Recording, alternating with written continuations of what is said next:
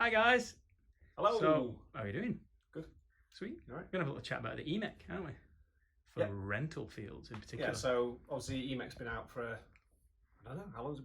Nearly 2 years now? Ages. Ages, quite a long time. And obviously been a phenomenal product for us, both retail and as a rental product. We've got more and more fields moving to the EMEK. Super reliable, lightweight, so much fun to shoot. Customers absolutely love them. But we do get asked quite a lot, what's the best way to maintain them?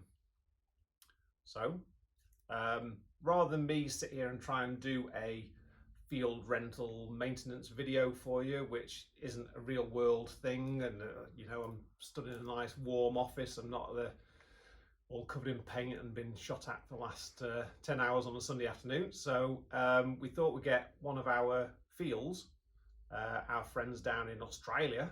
Turn this upside down. Don't just turn me upside down. So John at Action Paintball Games has done us a little video of how they maintain their fleet on their field. APG were one of the very first fields to take and run the EMEKs. They're obviously our distributor down there in Australia. They got on board with this really early on. Their whole fleet now is EMEKs and Ether 2s. They're obviously running EMEK with PAL loader system. One of the upgrades they did choose right from the start was also to use a POPs system, so the quick degas system on theirs. That just makes it easier for them turning the gas on, turning the gas off. We obviously don't recommend that the guns are left gassed up for a long period of time. Just makes it easier to just hit the button and degas it for storage. So they have the POPs on, but they run the PAL system on there. Apart from that, just bog standard EMEKs. So John's done us a video, which we'll show you now, of what they do. I think you'd be quite surprised how quick and easy it is to look after these. I know that you were quite surprised, Al. Yeah. Oh, a 1 minute video. Yeah. Oh, a jet wash. Yeah. Really? Yeah. So it's a jet wash. So anyway, I'll let you watch that, and then after you've seen that, I'll come back to you, and then I want to cover just a couple of quick things that are really field specific. They're not the kind of things that we normally show to retail customers, just because it's a different playing environment for them. But for fields, we know that you like to spend as little time as possible breaking down, cleaning, maintaining, all that kind of stuff. So we appreciate that. But there are two main areas that are pretty critical, and I just want to go through those very quickly with you. Something that can be done, end of a season or halfway through a season. I'll show you that after John has explained how he cleans his kit. Yeah, John from Action Paintball Games in Sydney. I'm just going to run through how we clean our EMEKs. As you can see, it's been shot up pretty good after a customer's used it for the day. So quite simply, just hopper off. We put the hopper in the sink. Always remove the barrel. I know you can just wash them without, but you want to make sure you remove the barrel, only because that paint gets in there and the paint is on the inside of the breech. You want to make sure you clean that out. So with the gun still gassed up and live, ready to shoot, just in the sink, grab our hot water and just all over, wash, make sure you get down to the breech, down, wash the tank, give it a good clean. The barrel, make sure the outside of the barrel. Our hopper, we just wash all over. The hoppers we just lay on a tray, and then for the gun itself, just screw the barrel back in. Test shots just to blow any water out of the breech, and then just degas it, and then we just have a towel and place it and let it upside down and let it sit and drain, and that's all you do. No need to open the breech or anything, just give them a hose and away you go. Thanks. Hopefully you all found that quite interesting and quite enlightening on how easy it is to maintain these. I think pretty much that's all they do all year round. I've got a feeling they do a bit of like annual maintenance on there, just go a bit deeper in depth into the gun at the end of the season. But apart from that, that's all they do to their equipment, and that season through the year. So pretty straightforward, pretty quick. I don't think it could get any simpler really for maintenance wise. Nice setup. Obviously, they've got the baths there, the jet wash, and a drying area. But you know, small investment in that, and it pay dividends in the long run. Keep things running smoothly and quickly. Do you think it'd be any different in a cold place?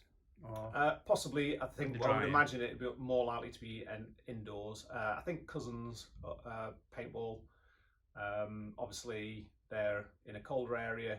I think they've got a very similar setup with a jet wash, but they have theirs indoors. So the two areas that I wanted to just quickly cover on, which are really field specific. Okay, one's to do with the PAL system, and one is to do with the bolt system. So what we do here from time to time from field rental places is that the PAL systems are becoming, they're getting less agitation in the PAL system, so they're having feeding issues with the agitation in the PAL system. This pretty much 90% of the time comes down to the plunger inside here. Dirt, mud, paint, all kinds of stuff getting into the plunger, either through the gap between the body and the feed tube down here, or actually getting into the plunger itself, normally from being shot on the loader or around the front of the feed tube, which obviously happens a lot, and paint getting in and getting into the plunger and blocking it. So general unavoidable paintball stuff. Yeah, so pretty straightforward. This could be done either on a case-by-case basis or as part of regular maintenance. All you need to do, take off the feed tube, pull out the plunger, and then obviously we need to clean inside the pocket that the plunger goes into, make sure there's no dirt and debris and paint inside there. Give the plunger a wipe. There's a little tiny O-ring on the end of there. It doesn't need much. I mean, you know, talking a tiny amount of grease onto the end there. Just needs to be on that O-ring, and then we can reassemble that back in. Clip that back on. Put the screw back in. So that's one area that I would recommend. Keep an eye on. And even if you just pull the loaders off and just check inside here, and the plunger should move around freely. You should be able to see here, hold it upside down. The plunger can just move around. Okay. Sweet. Pretty simple. Okay, so that's one area. Second area is audible leaks down the barrel. Again, because it's slightly different, everybody knows that on a field with a rental gun, customers tend to pick up all kinds of stuff. They pick up old paintballs off the floor, drop stuff in the loader. They're not really looking to look after their equipment. They're just there for a day's fun. So it is quite common for all kinds of stuff to get stuck down in the breech. Obviously broken paintballs, swollen paintballs, dirt, stones, you name it, seems to get dropped in there. So the one main seal area that does tend to see some additional abuse is in between the outside of the bolt. So imagine paint falling into the breech, falling dirt, dust, all kinds of stuff, broken shells, falling into this area and getting pulled back in. And it gets pulled back in to the O-ring on the inside of here.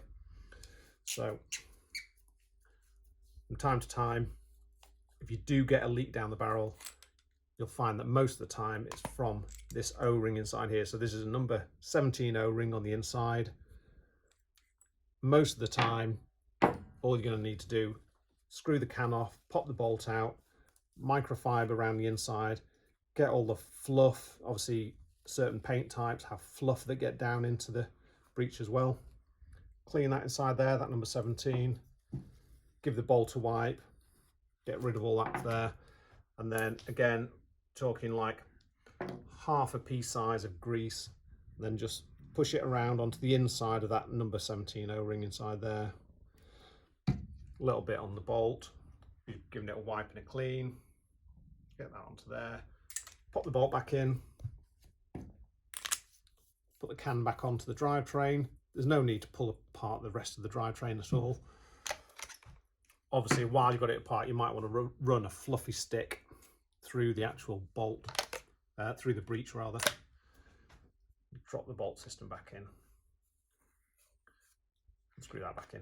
And that's actually one of the kind of basic maintenance tips we give to most of our players too, isn't it? To just keep on top of your O-rings, because agitation. Yeah, like I say, there's very little need to ever go into the main part of the drivetrain. It's just that bolt, because anything that falls into the breech or gets pulled into the breech does end up around the outside of the bolt and gets drawn into that number 17 O-ring. That is the cause of 99.9% of leaks down the barrel that you'll get.